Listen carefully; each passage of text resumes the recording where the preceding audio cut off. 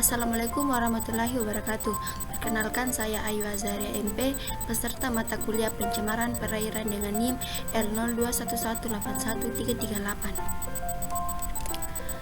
Baik, di sini saya akan mempresentasikan materi tentang pengelolaan sampah plastik di Salatiga, praktik dan tantangan.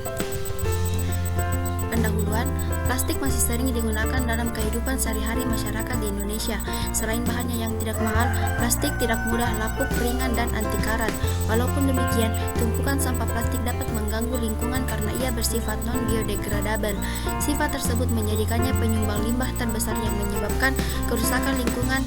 Selain mengganggu estetika, masalah yang ditimbulkan oleh plastik adalah risikonya untuk mentransfer senyawa-senyawa toksik kepada ekosistem dan mengganggu makhluk hidup di dalamnya karena plastik tertelan oleh mereka. Latar belakang, berbagai upaya dilakukan masyarakat untuk menghancurkan atau membuang sampah plastik seperti menguburnya di tanah atau membakarnya. Tetapi upaya-upaya tersebut menimbulkan masalah lain seperti dihasilkannya gas hasil pembakaran, penyumbatan aliran air, dan munculnya plastik ke permukaan lagi setelah ditimbun. Indonesia berada di peringkat kedua dunia pembuang sampah plastik ke laut dengan laju 0,52 kg sampah per orang per hari. Laporan menurut Hendiarti tahun 2018 menunjukkan bahwa peningkatan sampah di Indonesia mencapai 38 juta ton per tahun dan 30% dari sampah tersebut adalah plastik. Studi tersebut menunjukkan bahwa tingkat konsumsi plastik oleh masyarakat kita masih tinggi dan situasi yang demikian menuntut partisipasi seluruh lapisan masyarakat dalam mengelola sampah plastik sebagai upaya mengurangi penumpukan plastik. Pemerintah telah berkomitmen untuk mengurangi sampah dengan program 3R, Reduce, Reuse, and Recycle hingga 30% sampai 2025 dan khusus untuk sampah plastik pemerintah menetapkan target penurunan hingga 70% pada tahun 2025. Terdapat sebuah penelitian yang merekomendasikan supaya pemerintah mengenakan cukai bertarif tinggi pada kantong plastik guna untuk menurunkan permintaan kantong plastik tanpa mengurangi produk domestik bruto.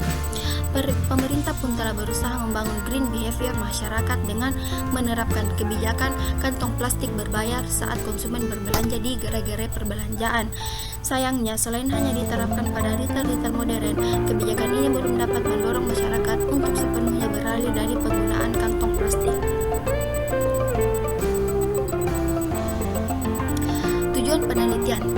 Tujuan penelitian ini ialah untuk dapat menjelaskan sistem pengelolaan sampah plastik di Kota Salatiga berdasarkan peran para pihak yang terlibat dalam pengelolaan sampah plastik tersebut.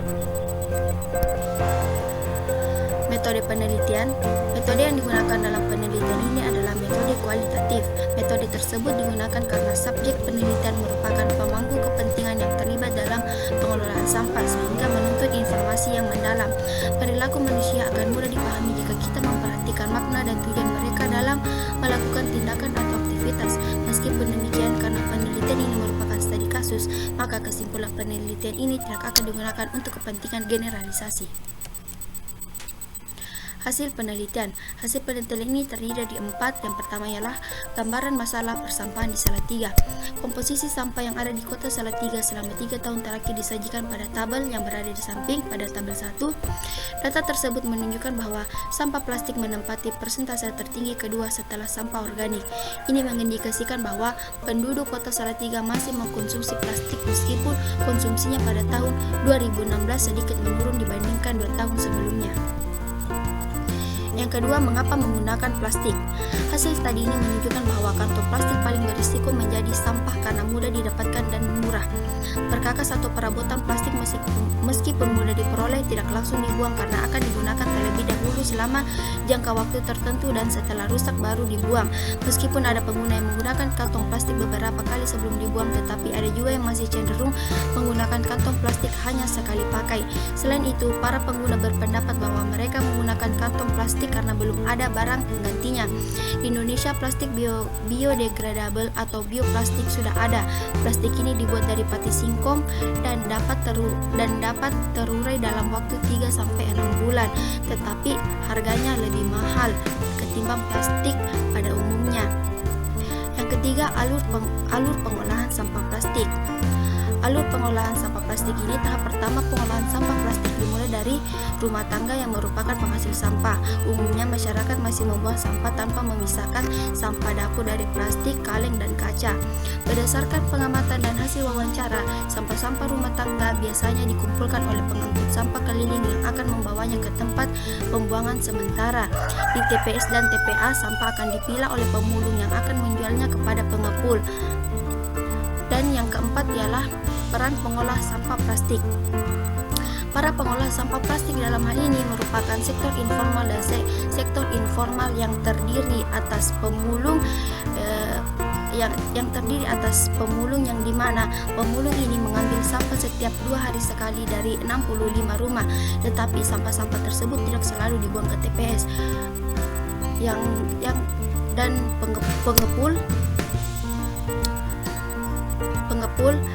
pengepul ini akan mengambil plastik dari pabrik, dan pengepul memilah sampah tersebut berdasarkan jenis plastiknya, yaitu HDPE atau PP. Setelah dipilah, pengepul akan menjualnya ke Solo, yaitu ke pabrik yang mendaur ulang plastik menjadi biji plastik. Biji plastik hasil daur ulang plastik tersebut yaitu biji plastik PE dan PP. Kedua biji plastik ini dapat dibedakan secara visual lewat warnanya. Butiran plastik PE berwarna putih, sedangkan butiran plastik PP tidak berwarna. Dan yang selanjutnya, bank sampah. Bank sampah juga menjadi bagian dari pengolahan sampah yang sudah dijumpai di berbagai kota. Sebagai suatu komunitas yang dibangun oleh masyarakat di kawasan kota Salatiga, bank sampah bertujuan untuk mengurangi masalah lingkungan yang berada di kota Salatiga. Pemerintah. Responden yang mewakili pemerintah sebagai sumber informasi untuk penelitian ini adalah staf Dinas Lingkungan Hidup dan staf TPA. Hasil wawancara dengan responden tersebut memberikan gambaran bahwa pemerintah telah berupaya untuk mengelola sampah kota Salatiga. Salah satu upaya yang dilakukan adalah menyediakan sarana pengangkutan, penampungan, dan pengelolaan sampah.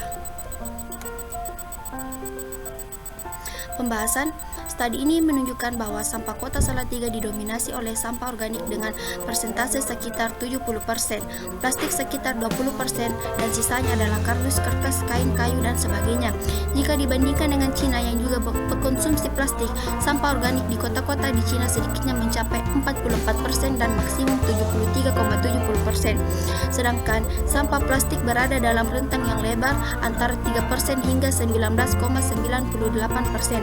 Penumpukan sampah di Salatiga disebabkan oleh perbedaan manajemen pengelola dan kurang teraturnya penjadwalan dalam pengangkutan sampah kota. Walaupun demikian, perilaku masyarakat yang suka menggunakan plastik menjadi salah satu faktor yang mempengaruhi penumpukan sampah plastik. Selain sistem pengolahan sampah yang belum optimal, penggunaan kantong plastik utamanya dalam transaksi jual beli telah menjadi kebiasaan. Baik penjual maupun pembeli sudah saling tahu mengenai kebiasaan tersebut dan menerimanya sebagai suatu kepantasan. Dalam hal ini, pembeli dapat menolak kantong plastik jika ia sudah membawa tas sendiri sebelum berbelanja, dan dengan demikian dapat mengurangi konsumsi kantong plastik. Kesimpulan dari materi ini adalah sistem pengolahan sampah plastik di kota Salatiga melibatkan 4 pihak, yaitu rumah tangga sebagai penghasil sampah, pemulung sebagai agen pemilah sampah, bank sampah dan pengepul sebagai pengolah sampah plastik, dan pemerintah sebagai pengelola sampah kota Salatiga. Upaya pengolahan sampah di Salatiga lebih diarahkan pada penanganan sampah dalam bentuk pakai ulang, daur ulang, dan penimbungan. Peran pemerintah menjadi penting untuk mengedukasi masyarakat supaya dapat memilah sampah dan mengurangi perilaku menyampah, meningkatkan kapasitas bank sampah, mengelola pemulung dan pengepul, membangun kerjasama antara dua pihak tersebut, serta melakukan pengolahan akhir untuk sampah-sampah yang sudah tidak dapat diolah lagi oleh bank sampah dan pengepul. Baik, sekian pemaparan materi dari saya. Mohon maaf bila ada kekurangan. Syukron. Assalamualaikum warahmatullahi wabarakatuh.